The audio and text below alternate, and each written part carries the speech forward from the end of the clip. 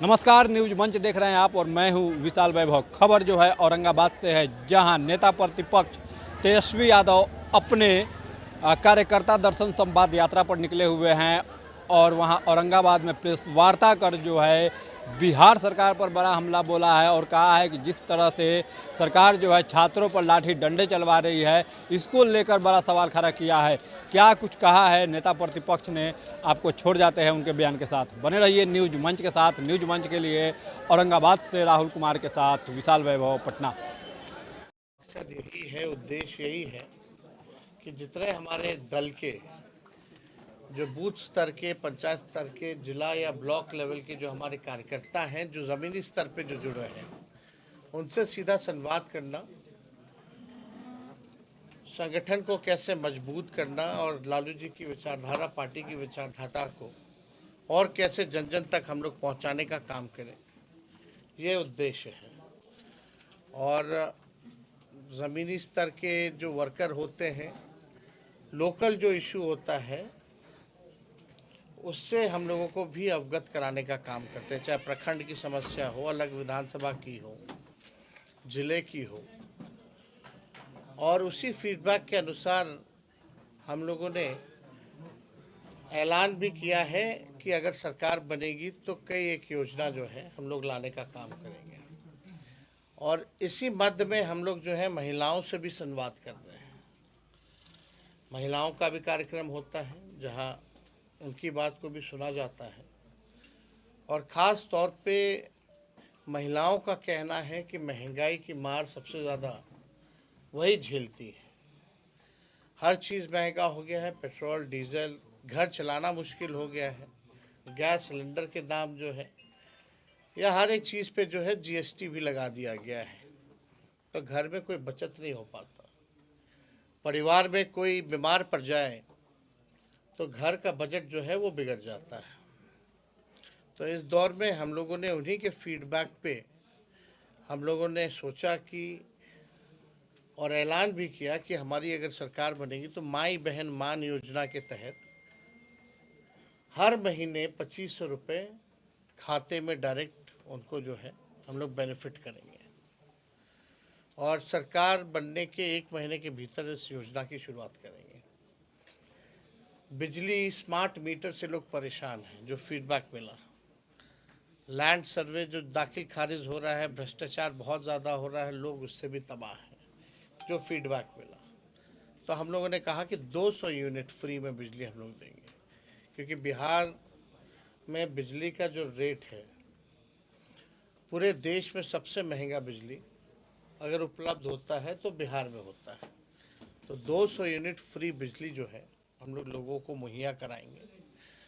साथ ही साथ जो वृद्धा पेंशन है, औरंगाबाद में हम लोग हैं, बगल में ही झारखंड है, वहाँ चले जाइए तो 1000 रुपये वृद्धा पेंशन है। सामाजिक सुरक्षा पेंशन, चाहे दिव्यांगों का हो, चाहे विधवा का हो या वृद्धा का हो, इन 400 से हम लोग बढ़ा करके इसको 1500 रुपये हम लोग करेंगे।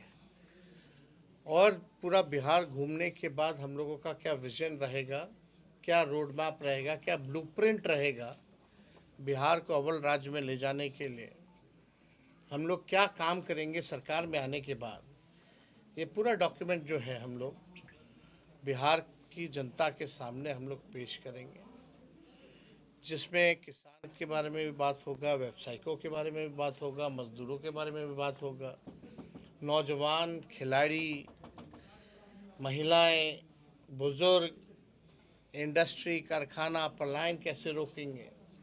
तो जो भी समस्याएं हैं बिहार में, उसका हम लोग जो है विजन लोगों के सामने रखेंगे, पेश करेंगे। हम लोगों ने जो कहा वो हम लोगों ने किया। 17 महीने जो हम लोगों की सरकार रही, हम लोगों ने 5 लाख नौकरी दिया, 3.5 लाख प्रक्रियाधीन है।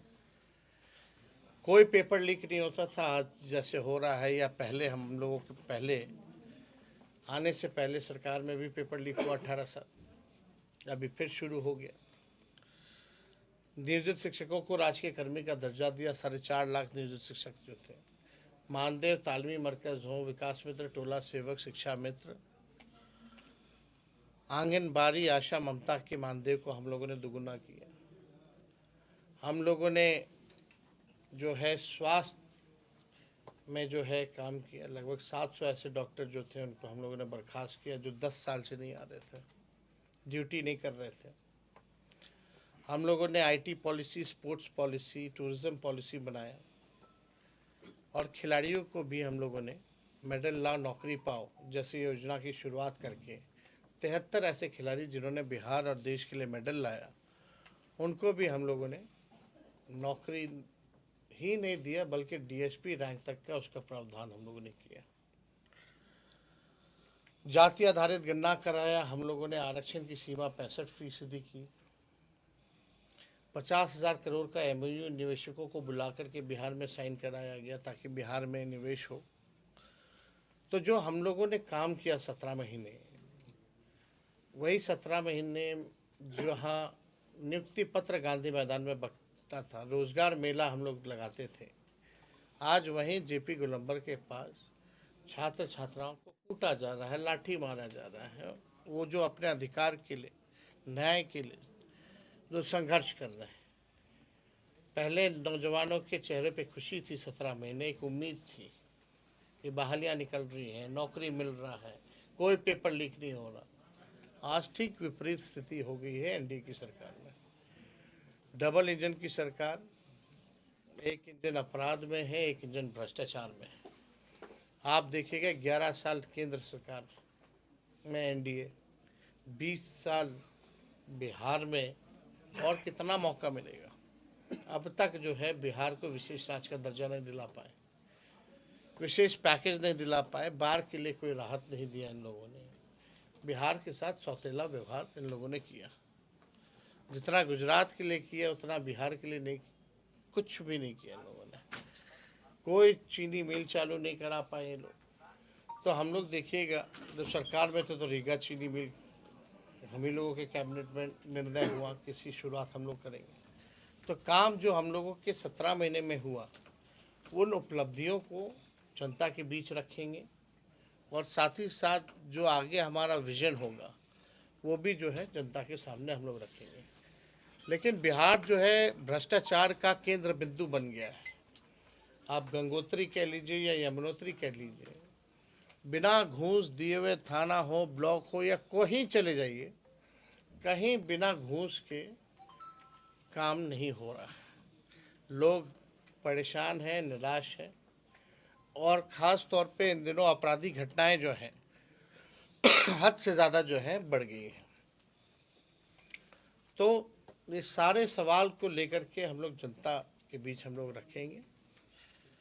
और मुख्यमंत्री यात्रा में है, अब कौन सा नाम तो रखे हैं प्रगति यात्रा, लेकिन असल में दुर्गति यात्रा है।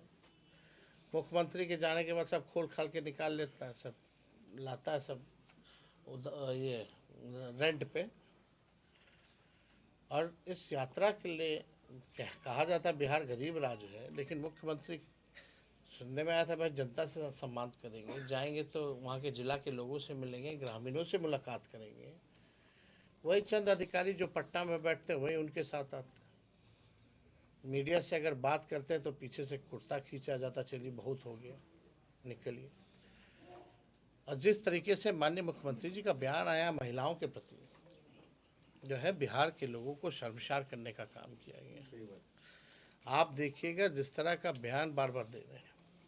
अब ये स्पष्ट हो गया उस बयान से कि अब माननीय मुख्यमंत्री जी थक चुके हैं और रिटायर्ड अधिकारियों के साथ बिहार अब चलने वाला नहीं है। अब समय आया है, अगर 20 साल तक एक ही ज़मीन पर एक ही ब्रांड का बीज अगर आप रोपिएगा तो ज़मीन भी खराब होगा और फसल भी नहीं आएगी।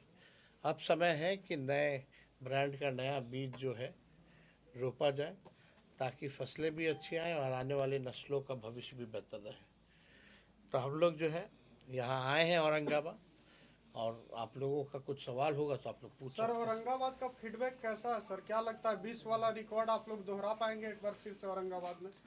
देखिए क्यों नहीं, आप देखिएगा पिछले बार तो हम लोग लगभग सरकार बना ही लिए थे और यहाँ 6 सीट भी थी। यहाँ सारा सीट हम लोग जीते, शाहाबाद का इलाका हो या दक्षिण बिहार का इलाका हो। हम लोगों ने काफ़ी बेहतरीन प्रदर्शन यहाँ किया था और हम लोगों को पूरा विश्वास है कि जिस तरीके से सरकार यहाँ चल रही है, लोग परेशान हैं, आहत हैं और 17 महीने हम लोगों की भी सरकार को देखा है, तो हमें पूरा विश्वास है कि इस बार औरंगाबाद जो है या पूरे बिहार में, चाहे उत्तर बिहार हो, सीमांचल का इलाका हो, कोसी का इलाका हो, मिथिलांचल का इलाका हो, मगध हो, शाहाबाद हो या आपका बिहार का पूर्वांचल का इलाका हो जहाँ बांका, भागलपुर वगैरह है, हम लोग बेहतरीन प्रदर्शन जो है इस बार करेंगे। लालू जी गरीबों की पॉलिटिक्स करते थे, गरीबों की बात करते थे। तेजस्वी यादव डेवलपमेंट की बात करते हैं, रोजगार की बात करते हैं, चिकित्सा की बात करते हैं। दोनों में से बेहतर नेता कौन है? किस रास्ते पर आरजेडी को चलना चाहिए? देखिए भाई, हम लोग तो लालू जी के काम को आगे बढ़ा रहे हैं। अगर सामाजिक न्याय नहीं होता तो आर्थिक न्याय का मतलब नहीं रहता। 2020 तो लालू जी ने सामाजिक न्याय किया, अब दौर जो है लोगों को आर्थिक न्याय दिलाने का है। Back bencher of the society जो पिछले पायदान पे है, आप देखिएगा हम लोगों ने जाति आधारित गणना कराया, पूरा एक्सरे सामने आ गया। गरीबी कौन कौन, एक बार सुन लीजिए, हर जगह गरीबी जो है हर जातियों में है, चाहे अपर कास्ट हो, बैकवर्ड हो, हर जाति में गरीबी है। वैसे 94 लाख परिवार जो है पाए गए कि जिनका आय 6,000 रुपये से कम है। इसी के लिए हम लोगों ने न्याय इनको दिलाने के लिए कि भाई जिसको नौकरी नहीं है उसको 2 लाख रुपए का सहयोग किया जाएगा, जिसको घर नहीं है, ज़मीन नहीं है, उसको हम लोग 1 लाख रुपए देंगे, घर बनाने के लिए 1,20,000 देंगे। लेकिन सरकार हटते ही क्या काम हो रहा है, उस डेटा का क्या उपयोग हो रहा है? जो आप लोग कह रहे हैं, राहुल गांधी जी ने कहा, आप डेटा तो कलेक्ट कर लिए, लेकिन डेटा का क्या काम हो रहा है?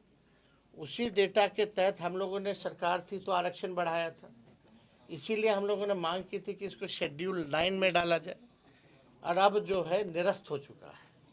तो राहुल गांधी जी का यही कहने का मतलब था कि भाई इस डेटा का उपयोग जो है आप लोग कुछ नहीं कर रहे हैं, बताओ क्या कर रहे हैं? नीतीश कुमार का दरवाजा आपका पास खुला है कि नहीं सर? अब चुनाव होगा, अब जनता चुनेगी। तेजस्वी जी, 2020 में औरंगाबाद के मतदाता राष्ट्रीय जनता दल और महागठबंधन पर भरोसा किया था, 6 विधानसभा में प्रतिनिधि भेजने का काम किया।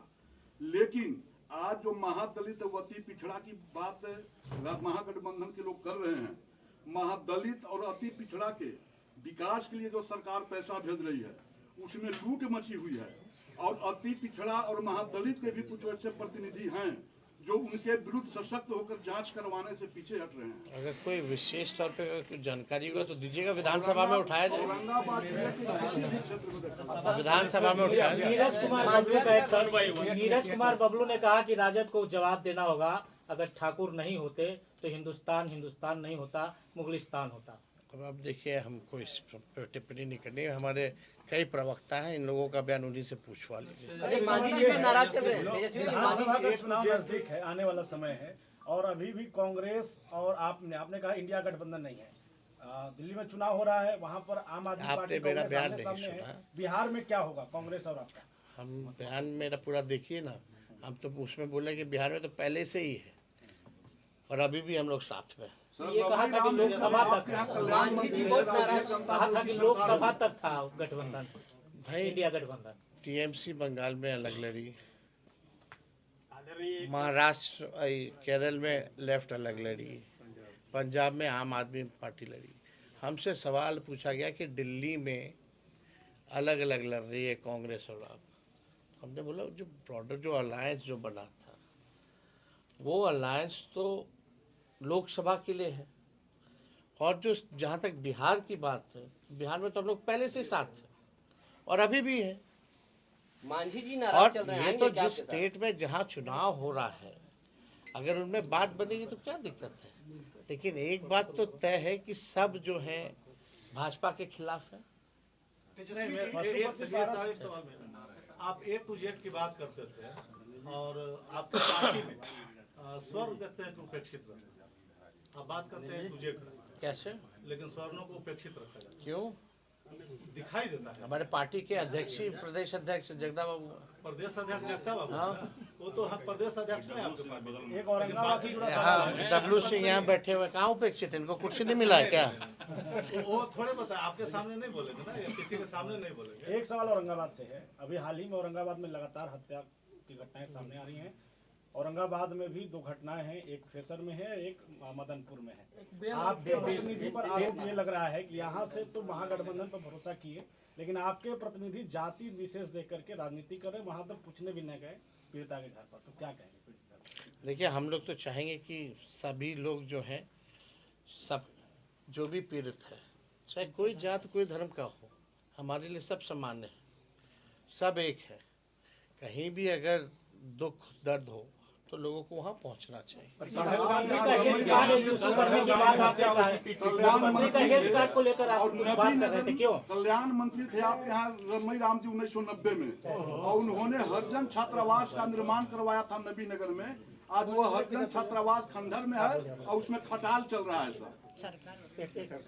सर, ये मुख्यमंत्री का हेल्थ कार्ड जारी करने की बात आखिर क्यों की जा रही है?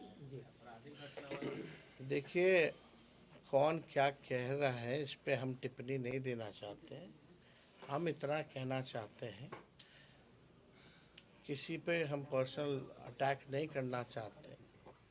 एक उम्र में समस्याएं बढ़ती हैं, लेकिन एक बात तय है कि अब 20 साल बिहार के लोगों ने समय दिया। अब ना तो कोई विजन है उनके पास, ना ही कोई ब्लूप्रिंट है। माननीय मुख्यमंत्री जी को लगता है कि सब कुछ उन्होंने कर दिया। माननीय मुख्यमंत्री जी कहते हैं कि अब कुछ बचा नहीं है करने को। माननीय मुख्यमंत्री जी का जिस हिसाब से बयान आता है, ऐसा लगता है कि पहले कुछ था ही नहीं, संसार बना तो उन्हीं के बाद बना है, और उनके जाने के बाद संसार खत्म हो जाएगा, दुनिया खत्म हो जाएगी। आप सुपर सीएम की बात करते हैं, आखिर वो सुपर सीएम कौन है? तो आप सुने नहीं अभी तक? फिर देखिए, हम तो पहली बार ही, कई बार हम लोगों ने बोला है, और अभी मंगनी लाल मंडल जी ने भी पार्टी ज्वाइन किया, जनता दल यूनाइटेड छोड़ा, तो उन्होंने भी कहा कि 3.5 लोग जो है